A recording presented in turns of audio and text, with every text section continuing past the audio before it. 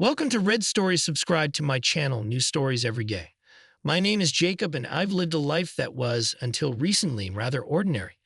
I was an accountant working for a mid-sized firm, focusing on ledgers and spreadsheets more than on grand adventures. My wife, Alexis, was an event planner, charismatic, warm, and clever. We met a little over 10 years ago at a party my college friend hosted. From the very first night, she dazzled me with her smile and her fiery red hair. We chatted for hours about our interests, and I remember thinking I've never connected with anyone this quickly. Within months, we moved in together. She was my second serious relationship in life, then everything just clicked. In 18 months, we were married in a small, intimate ceremony. I was certain I'd found the partner of my dreams, someone who shared my sense of humor, who made me laugh at silly jokes, and who told me about the world from her own passionate, determined vantage point. For years, Alexis and I tried having kids. She wanted them perhaps even more than I did. She loved children, always cooing over babies in grocery stores, and she spent a lot of time talking about the future nursery in our home. But as time passed, we discovered it wasn't happening. Infertility tests showed no definitive cause, yet the stress and disappointment mounted. Eventually, we resigned ourselves to living child-free, at least for a while. We told ourselves, maybe next year, each and every year. We built up a life together in our condo in the city. We traveled occasionally, short road trips or weekend getaways, though we never managed any big overseas trips because our schedules rarely aligned. And I, for one, never suspected a single hint of betrayal. I trusted her. I used to joke that the phrase "my better half" was invented for Alexis because I honestly believed she was kinder and more generous than I'd ever be. But trust can sometimes blind us. One day, near the start of what would be our 10th year together, Alexis came home tired. I remember her kicking off her heels, sighing loudly, then flopping onto the couch in the living room. She stared at the ceiling for a moment before saying, Alexis sighing, Jake, I can't keep this up. I'm exhausted. My job, my boss, everything. I just need a break. Me, I know the feeling. Work's been brutal on my end too. Quarter-end reports, year-end projections. It never ends, but maybe we can plan a small trip next month. Alexis, I can't wait that long. My friend Elena has been asking me to join her for a week in southern Florida or maybe somewhere in Mediterranean. She found this great deal. She says we can stay at a beautiful resort by the sea. Me, hesitating by the Mediterranean. That's quite a trip, Lex. That'd be amazing, but I really can't step away from the office right now. We're slammed. Alex is sitting up hopeful. So, maybe you wouldn't mind if I go without you, just with Elena. I paused. My first reaction was a pang of disappointment. I wanted to join her, to have that romantic seaside vacation we'd always talked about. But my boss had me practically living at the office. On top of that, Alexa's biggest stress was that her event planning season was about to rev up even harder. If she didn't go soon, she might not have a chance for months. Letting her go with Elena it felt like the right thing to do if it made her happy. I trusted her, after all, and I liked Elena. She'd been a stable presence in Alex's life for years. Me? Sure, I guess. If you can coordinate everything, I don't see why not. It's not ideal, but I understand. We'll manage. Just promise me you'll FaceTime me once a day so I know you're safe. Alexis breaking into a bright smile. Really, you don't mind? Me? Well, I mind not going with you, but I prefer to get a break rather than feel miserable stuck here. Go have fun. But remember to text me, okay? Alexis, I promise. You're the best, Jake. She was so excited. She immediately started searching up hotels, travel advisories, flight routes. Elena joined her on calls. They eventually decided on a 5-star resort in a tourist haven along the Mediterranean Sea. Alexis told me the cost was fairly high, but that Elena had found a discount package. I told her, if we can afford it, go for it, thinking it was just a chance to pamper herself. Over the next few weeks, she prepped, purchased new swimwear, got her hair done, even had a manicure. I chopped it up to normal vacation readiness. The day came when I drove her and Elena to the airport. They were ecstatic, hugging me goodbye. Alexis promised she'd bring me a souvenir. I said, just bring yourself back safe. Her flight took off, and I returned to my normal life, which at that time was a mountain of accounting projects. While Alexis was away, she texted me every day. She sent pictures of the ocean view from her balcony of the resort's infinity pool. She tagged messages like, "Wish you were here," or "Elena and I are going snorkeling tomorrow. I'm so excited." And it all looked so normal, too normal perhaps in hindsight. But at the time, I felt zero suspicion.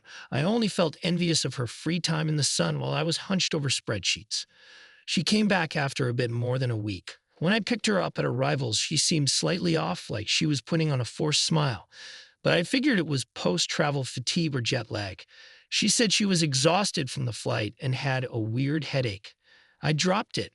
Over the next month, she returned to her usual routine. I never pressed her for details about the trip. Beyond the basics, she didn't share a ton of stories either, but I just assumed it hadn't been that memorable aside from relaxation. Then, out of nowhere, about 4 weeks later, she came into my study while I was working and quietly said, "Alexis, Jake, I think I might be pregnant." I was in the middle of scanning through financial statements and nearly dropped my pen in shock. For so many years, we'd failed to conceive, we'd given up. Yet here she was with a possibility. My heart pounded, a rush of adrenaline coursing through me. For a moment, I was deliriously happy. Me, jumping up. "Are you serious? How did? Wait, how do you know?"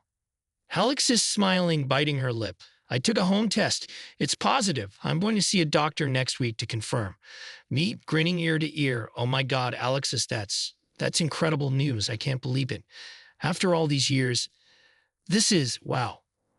I pulled her into a hug, feeling tears sting my eyes. She was stiff at first, but then relaxed, hunting me back. I felt her breath hitch, as if she might cry, too. For a brief moment, I thought, finally, fate's given us a break. If only I'd known what was really going on. A couple of days later, I was at home, finishing some remote work on my own laptop, when I realized I needed an older PDF file that we had archived. The file was actually on Alex's computer in a shared folder. She borrowed the folder for some event planning templates. She was out grocery shopping, so I thought, I'll just pop on her laptop real quick. I had opened it up, found the PDF, and was about to email it to myself. Right then, I saw a pop-up message on the screen. It was from her friend, Elena. The message read, "How could you? You had to use protection. You know the baby won't look like Jake if it's dark-skinned. What were you thinking?" My heart froze. I stared at the message, disbelieving. Dark-skinned. Not looking like me. My mind raced. Could this be a joke? Something about a friend's situation. But then more messages came in. "Elena, you can't hide it forever. You'll see the baby's complexion.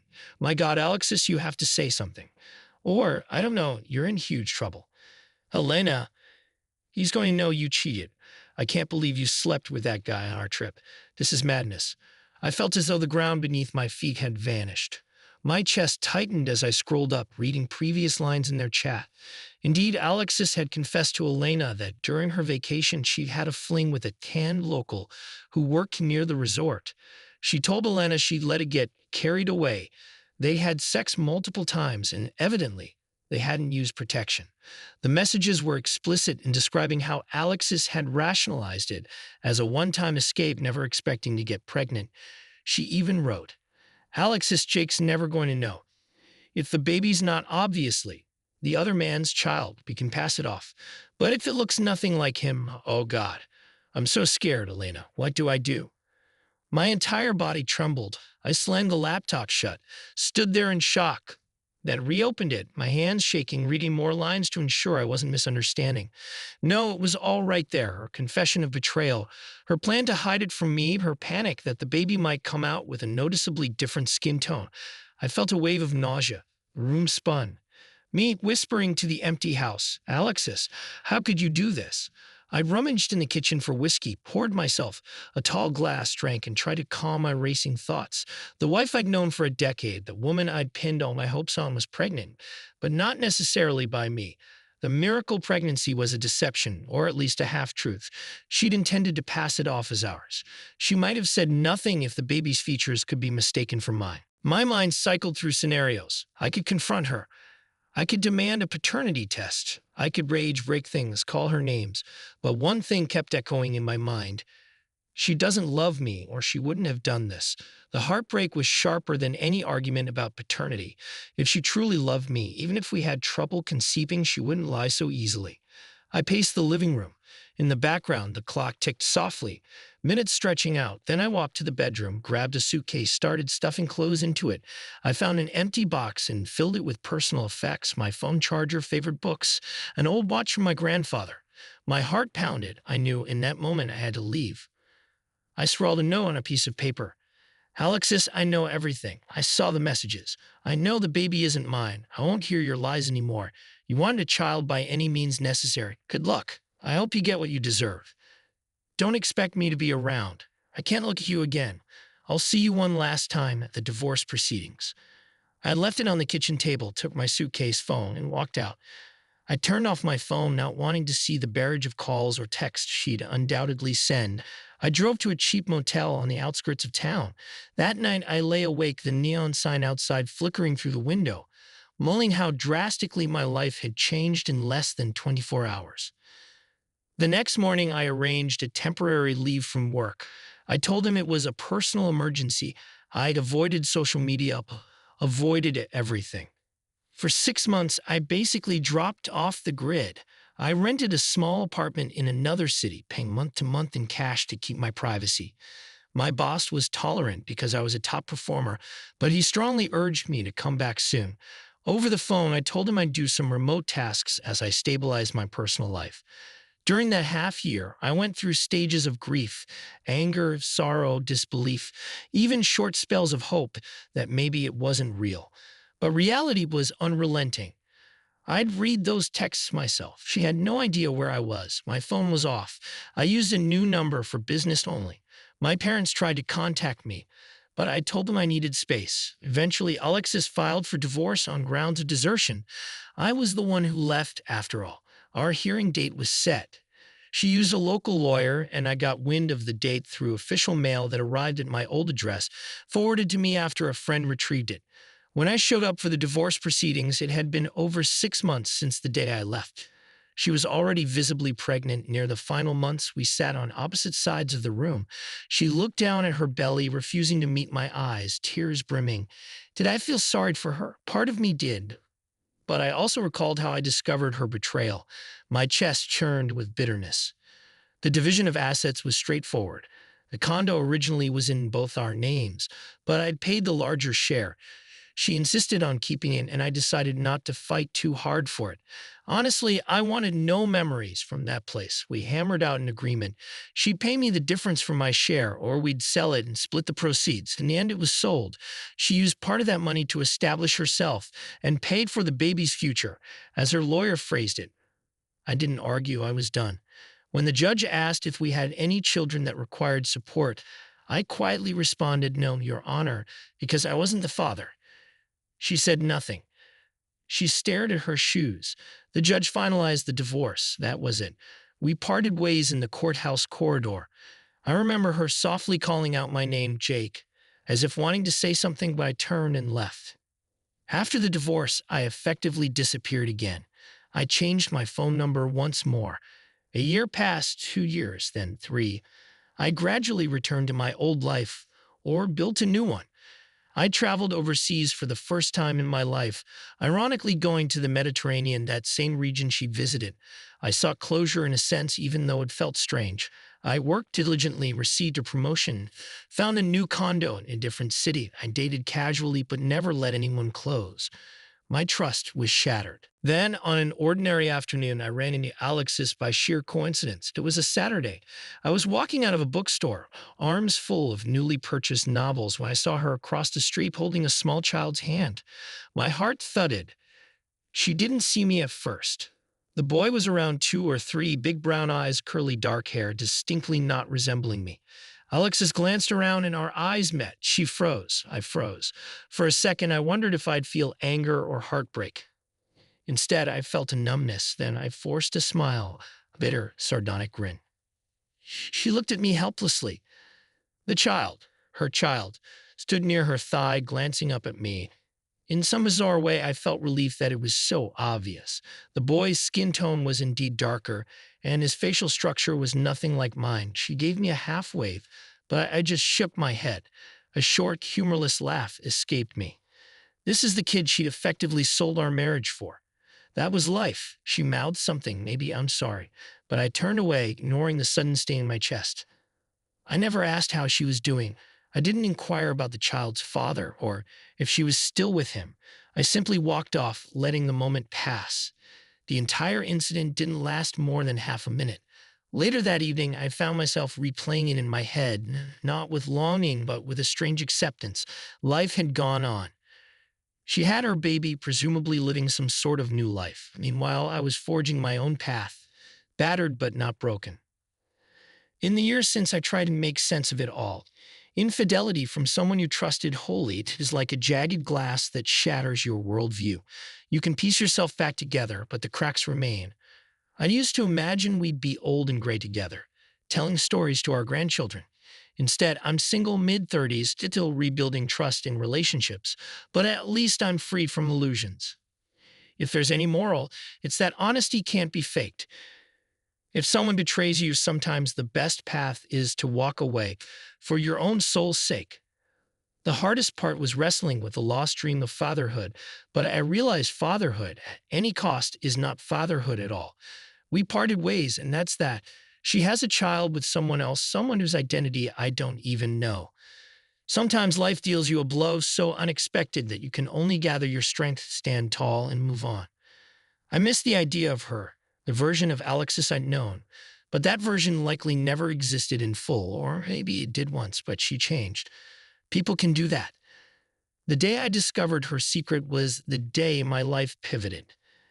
And though it was painful, eventually I found a sense of humor about it, a grim acceptance that not every heartbreak is rational, not every tragedy is deserved. I'm still an accountant, still living in my small condo. I see friends often, I date occasionally. I read books on philosophy that helped me realize we're all searching for meaning in chaos. If by chance I become a father someday, it'll be on solid ground with someone I trust wholeheartedly, someone who would never attempt to pass off another man's child as mine. Maybe Alexis found that kind of trust with the father of her son. Maybe she didn't. I doubt I'll ever know. And that's okay. We had a decade together, and it ended in betrayal. I've come to accept it with a wry smile. She wanted a child so badly that she gambled our marriage to get it. I can't say I admire that desperation, but I do pity it. And so that's the story of how my wife decided to go on vacation with her friend and came back pregnant with another man's child. She tried to hide it from me, but the truth spilled out in one sloppy digital conversation. I left, we divorced, and she ended up raising a child who looks nothing like me. And I'm here, in my own place, forging ahead, determined never to look back in regret, only forward in hope. Because that's life, unpredictable, messy, sometimes cruel, but it goes on, whether or not we're ready for the next chapter.